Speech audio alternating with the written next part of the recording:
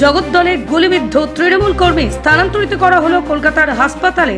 ফের জগদ্দলের shoot out. গুলিবিদ্ধ তৃণমূল কংগ্রেস কর্মী মোহাম্মদ সাদ্দাম বুধবার রাতেই গুলিবিদ্ধ অবস্থায় তাকে উদ্ধার করে স্থানীয় বাসিন্দারা ভাটপাড়া রাজ্য সাধারণ হাসপাতালে নিয়ে এলে সেখান থেকেই কলকাতার হাসপাতালে স্থানান্তরিত করা হয়। ঘটনার খবর পেয়ে হাসপাতালে পৌঁছন ভাটপাড়া পৌরসভার পৌরপিতা অভিমন্যু তিওয়ারি এবং পৌরমাতা সুনিতা সিং।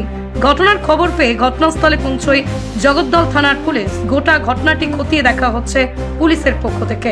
জানি না, হঠাৎ পুলিশ শব্দ শুনেছি আমরা, 2 রাউন্ড 3 রাউন্ড এদিক থেকে আওয়াজ পেলাম, তারপরে নিচে নামলো মেঘনা মোড়ে, মেঘনা গেটে ঝামেলা হচ্ছে।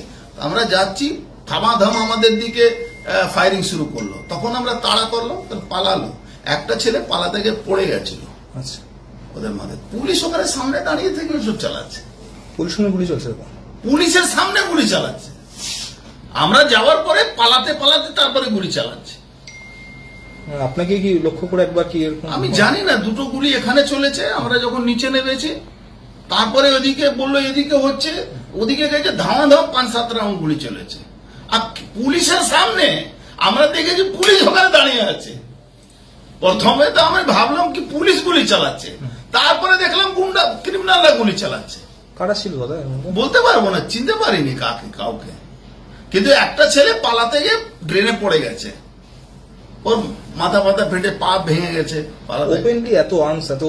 ওপেন গুলি চলছে, ওপেন গুলি চলেছে। কে ছিল আমি ঠিক বলতে পারছি না, এখন খবর নেব কে ছিল।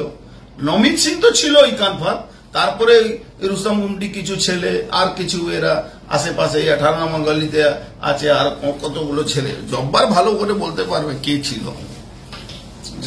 আমি এদেরকে চিনিও না, কি মুশকিল হয়ে গেছে।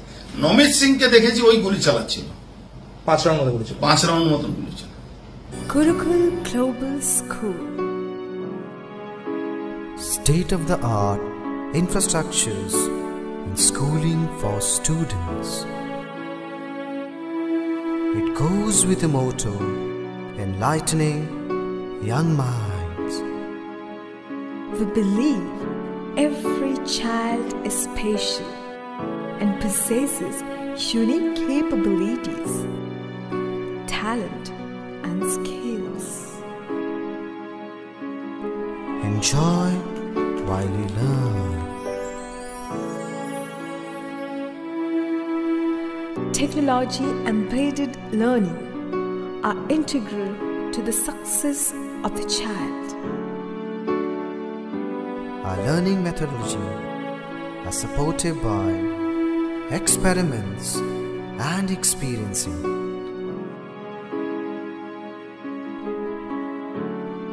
Development in a child should have it physically,